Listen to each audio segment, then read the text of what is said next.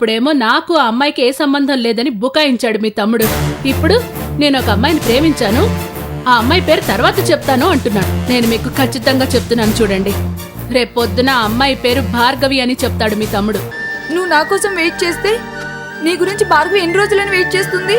ఈ రోజు నువ్వు ఆ హరిని కలిసావా? మీకు ఆల్రెడీ చెప్పాను కదా, ప్రియ సూర్యని ప్రేమిస్తోంది అని. వాళ్ళ పెళ్లి విషయం గురించి మాట్లాడడానికి హరిని కలిశాను. నువ్వేం చేయాలనుకున్నా నీ కూతురి మీద ప్రేమతో చెయ్యి, అంతేగాని ఎవరి మీద ద్వేషంతో కాదు. వీడు నా మాట వింటాడనుకుని రాజేంద్ర భార్యకి మాట ఇచ్చాను. ఇప్పుడు ఆవిడకి ఏం సమాధానం చెప్పాలో నాకు అర్థం కావడం లేదు. అసలు మనిద్దరి మధ్య ఒక అండర్స్టాండింగ్ ఉంటే మీ తమ్ముడు మన మాట కాదనకుండా ఎక్కడికి వెళ్తాడు చెప్పండి? ముందు బిజినెస్ ని, ఆఫీస్ ని మీ ఆధీనంలోకి తెచ్చుకోండి. ఇందులో ఒకరిని అడిగి నిర్ణయం తీసుకోవాల్సిన అవసరం ఏముంది డాడీ? సూర్య నాకు నచ్చాడు, పెళ్లి చేసుకోవాలనుకుంటున్నాను, అంతే. అందుకే మీతో ఏం మాట్లాడాలనిపించదు, మీతో ఏం చెప్పాలనిపించదు. మీరు నాకు నచ్చరు డాడీ. మీరు నాకెంత చెప్పినా నేను మీ మాట వినను. అనవసరంగా నా విషయాలు కలగ చేసుకోకుండా వెళ్ళిపోండి.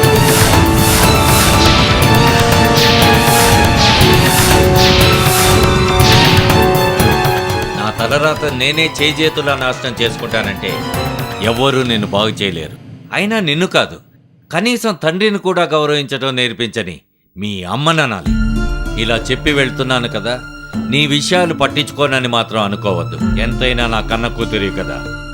కళ్ల ముందు తప్పు చేస్తుంటే చూస్తూ ఊరుకోను. దేన్ని ఎలా ఆపాలో నాకు బాగా తెలుసు.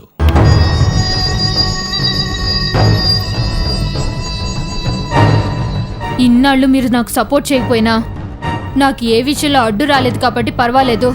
ఇప్పుడు అనవసరంగా అడ్డొస్తే కొన్న తండ్రిని కూడా చూడండి డాడీ.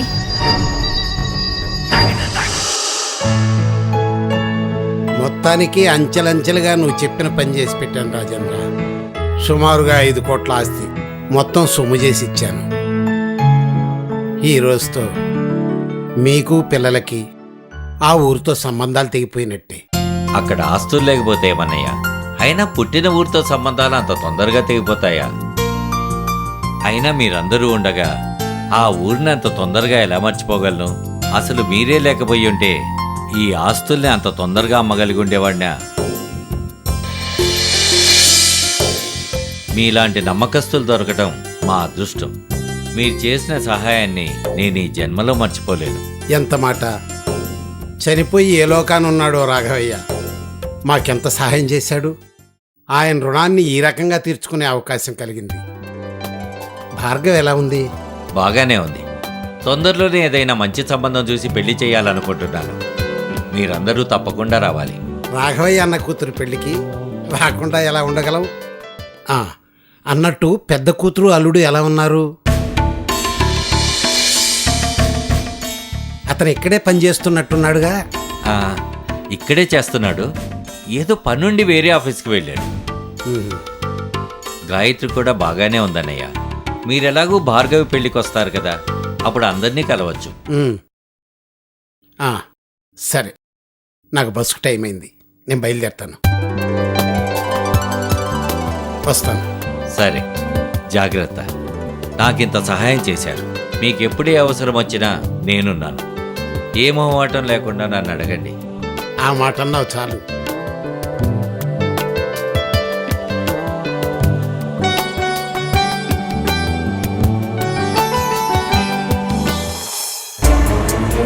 థ్యాంక్స్ జీవన్. నువ్వే కనుక లేకపోతే సూర్యతో ప్రియ పెళ్ళి కుదురుండేదే కాదు. ఏదో మేడం, మీ మీదున్న అభిమానంతో నా ప్రయత్నం నేను చేశాను. మీరు చెప్పిన పని నేను చేశాను. మరి నాకు ఇచ్చిన మాట ప్రకారం నాకు కావాల్సింది మీరు ఇవ్వాలి. ఇచ్చిన మాటని అంత తొందరగా మర్చిపోగలనా? ఎంత కావాలి చెప్పు. నాకు కావాల్సింది డబ్బులు కాదు మేడం. మరి ఏం కావాలో అడుగు, ఏం కావాలన్నా ఇస్తాను. ఒకవేళ అడిగాక మీరు కాదంటే? ఒకసారి మాటిచ్చాక అది తప్పటం ఈ భువనేశ్వరి చరిత్రలోనే లేదు. పైగా నువ్వు చేసింది చిన్న సహాయం కాదు. అడుగు జీవన్, ఏం కావాలన్నా నిర్మోహమాటంగా అడుగు. నాకు భార్గవి కావాలి.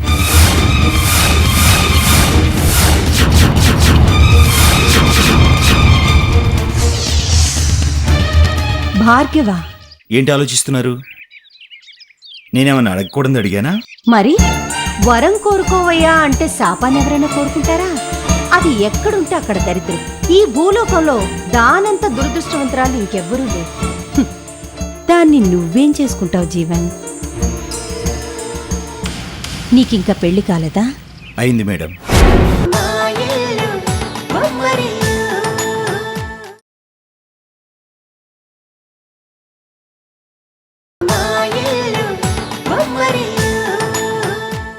నీకింకా పెళ్లి కాలేదా? అయింది మేడం. మరి ఇంకో పెళ్లి చేసుకుందాం అనుకుంటున్నావా? అవును మేడం. మొదటి పెళ్ళం మీద మోసు తీరిపోయిందా, లేకపోతే భార్గవి మీద మోసు పుట్టిందా? రెండు కాదు మేడం. నా భార్యకు అంతుపట్టం జబ్బుంది. ఆ విషయం నాతో చెప్పకుండా పెళ్లి చేసేశారు. పెళ్ళైన దగ్గర నుంచి మంచాన పడింది. శరీరంలో చలనం లేదు. కేవలం మాటలు మాత్రమే ఆడుతుంది. ఎన్నో లక్షలు ఖర్చు పెట్టాను, లాభం లేకపోయింది. వాళ్ళేదో మోసం చేసి పెళ్లి చేశారని తాళి కట్టిన తర్వాత వదిలేయలేం కదా. సరే, నువ్వెప్పుడూ నవ్వుతూ సరదాగా ఉంటే నీకెలాంటి కష్టాలు లేవనుకున్నాను. నీ జీవితంలో ఇంత పెద్ద విషాదం ఉందా జీవన్? ఏం చేస్తాం మేడం, నా తలరాత. అయినా నా భార్యకి అన్యాయం చేయాలన్న ఉద్దేశంతో నేను ఈ నిర్ణయం తీసుకోలేదు. నా భార్య నన్ను కోరిక కోరింది, అది మళ్ళీ పెళ్లి చేసుకోవాలని. నాకైతే ఇష్టం లేదు, కానీ భార్య కోరిక తీర్చాలి కదా. వేరే అమ్మాయిని చూడొచ్చు, కానీ ఒకసారి పెళ్ళైన వాడిని ఎవరు చేసుకుంటారు చెప్పండి. అందుకే భార్గవితో పెళ్లి జరిపించమని మిమ్మల్ని కోరుకుంటున్నాను. ఆహా, ఎంత గొప్ప మనిషివయ్యా నువ్వు. భార్య కోసం రెండో పెళ్లి చేసుకోవడానికి కూడా సిద్ధపడ్డావంటే నిజంగానే నువ్వు చాలా గ్రేట్. అయినా నీలాంటి మంచివాడికి దాన్నిచ్చి పెళ్లి చెయ్యాలి అంటే నా మనసు ఊరుకోవటం లేదు.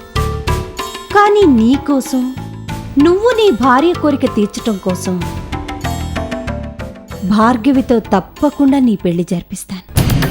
ధైర్యంగా ఉండు.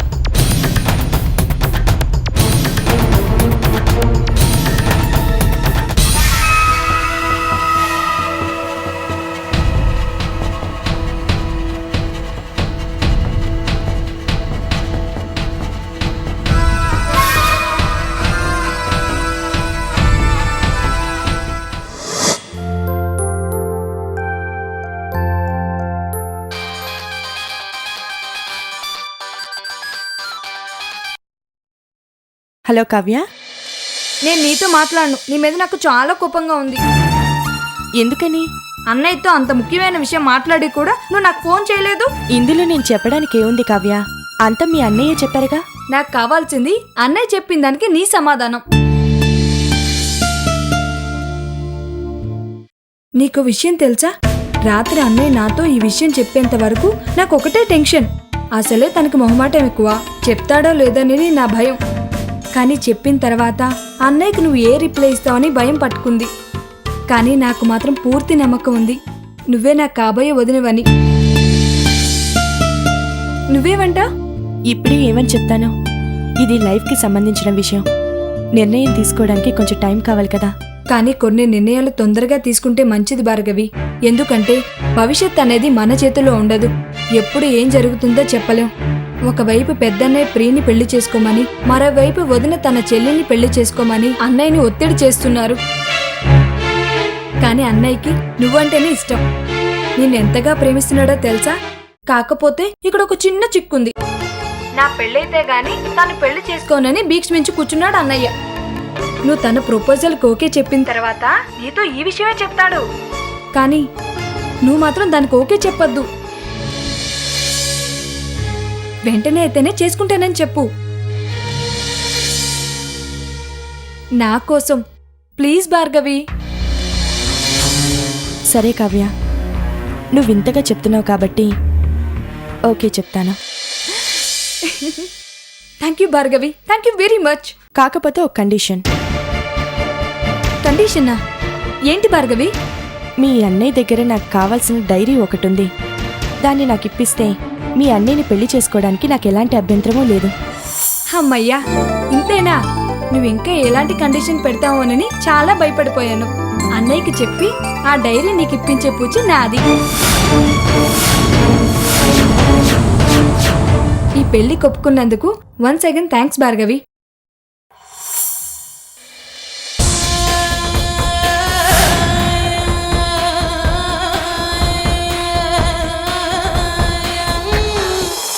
ఆగు ఆగు ఆగు ఆగు.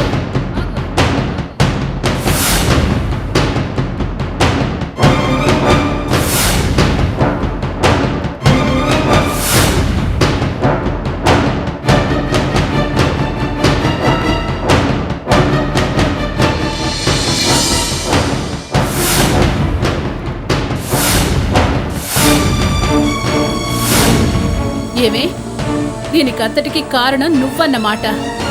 ఇన్నాళ్ళు మీ అన్నకి ఏదో తందాన పాడుతున్నావనుకున్నాను గాని అసలు సూత్రధారివి నువ్వేనా? ఎంత ధైర్యమే నీకు? నేను నా చెల్లెల్ని సూర్యకిచ్చి పెళ్లి చేద్దామనుకుంటున్నానన్న విషయం తెలుసు కూడా నువ్వు విలన్లా అడ్డుపడతావా?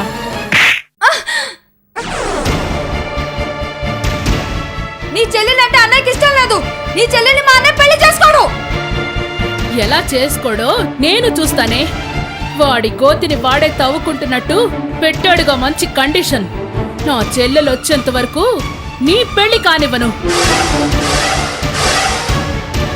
నీ పెళ్ళైతే గాని తను పెళ్లి చేసుకోడు. ఒకసారి నా చెల్లెలొచ్చిన తర్వాత నా చెల్లెలి మెడలో మీ అన్న చేత ఎలా 3 ముళ్ళు కట్టించాలో నాకు బాగా తెలుసు. నేను బతుకుండగాలో జరగనివ్వను. ఈలోగా నేనే డైరెక్ట్ గా రాజేంద్ర గారి దగ్గరికి వెళ్ళి అన్నయ్య పెళ్లి భార్గవితో జరిపించమని చెప్తాను.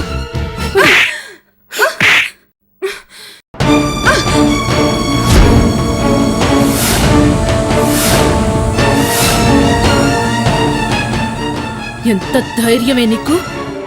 నా దగ్గరే ఛాలెంజ్ చేస్తావా? ఇంటి దానివి సరిగ్గా గడప దాటి అడుగు బయట పెట్టలేవు.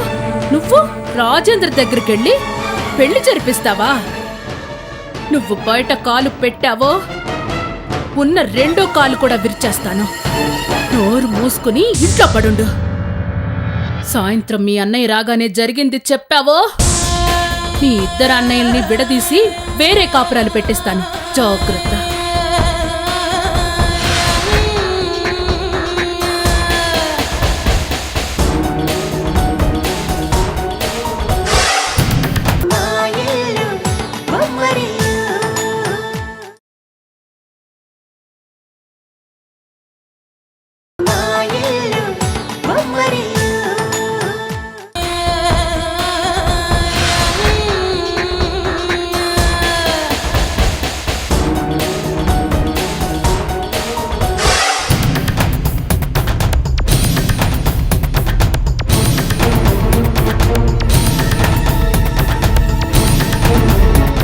ఇప్పటి వరకు నువ్వు గోరు ముద్దలు తినిపించిన వదిన్నే చూశావు.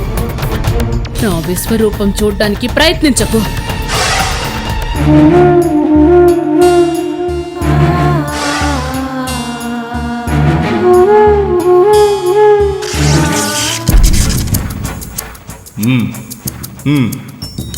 Okay okay.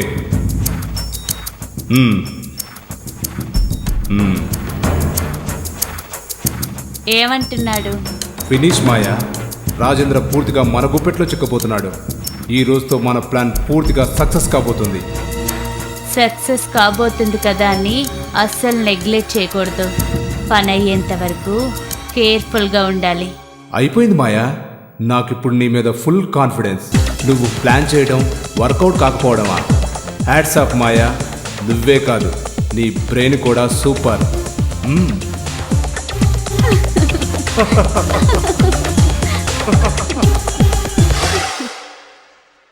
గాయత్రి, గాయత్రి,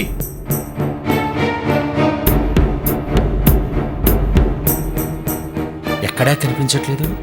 ఎక్కడికి వెళ్ళి ఉంటుందబ్బా? మన క్యారెక్టర్ రివర్స్ కాగానే భయపడి పారిపోయి ఉంటుందా ఏంటి? ఓ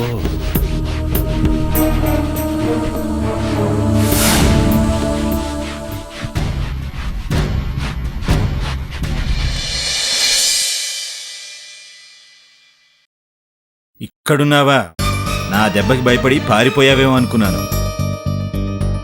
బ్రతుకైనా చావైనా మీతోనే అని అందర్నీ వదిలేసి వచ్చిందాన్ని మిమ్మల్ని వదిలే నేనెక్కడికి వెళ్తానండి?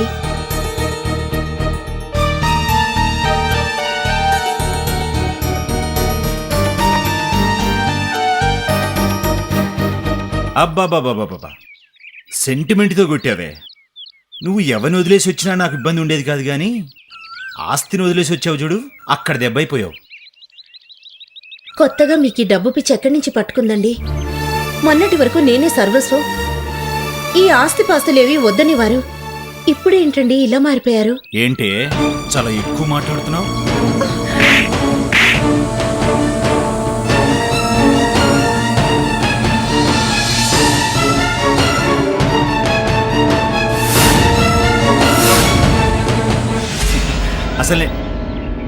అసలు నేను కొత్తగా మారడం ఏంటే? నా ఒరిజినల్ క్యారెక్టరే ఇంత.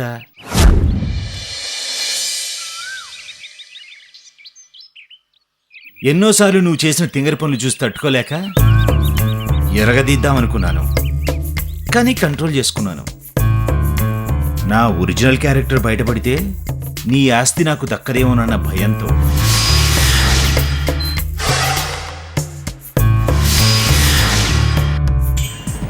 తొక్కలోది. నీ ఆస్తంతా మీ బాబాయ్ మింగేశాక ఇక నీ దగ్గర ఎందుకే నాకు భయం. అందుకే ఇన్నాళ్ళు నీ దగ్గర నటించి నటించి అలసిపోయి మళ్ళీ మన ఒరిజినల్ క్యారెక్టర్లోకి వచ్చేసా.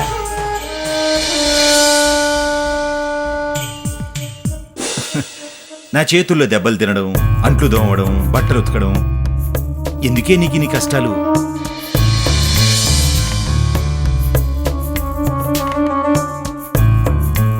అందుకే వెరైటీగా నీ కష్టాల్ని తగ్గించడానికి నేను పని చేయబోతున్నాను. ఏంటో గెస్ చేయి.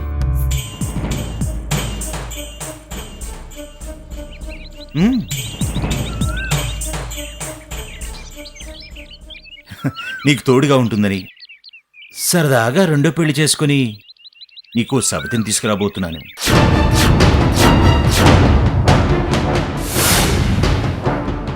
ఏయ్, మరీ అంత షాక్ అవ్వకు.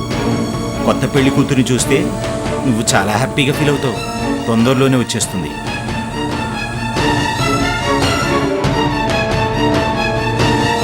Wait and see.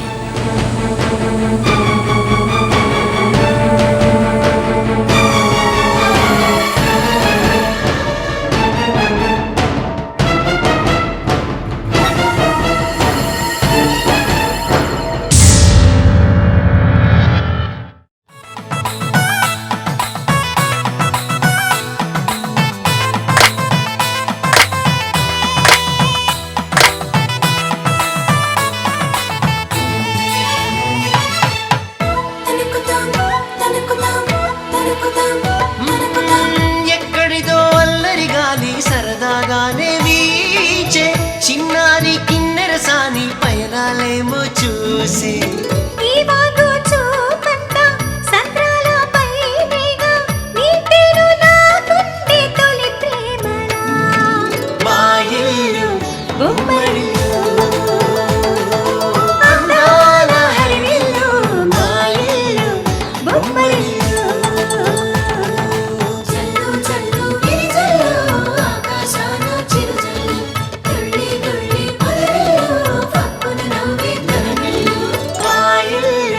బొమ్మ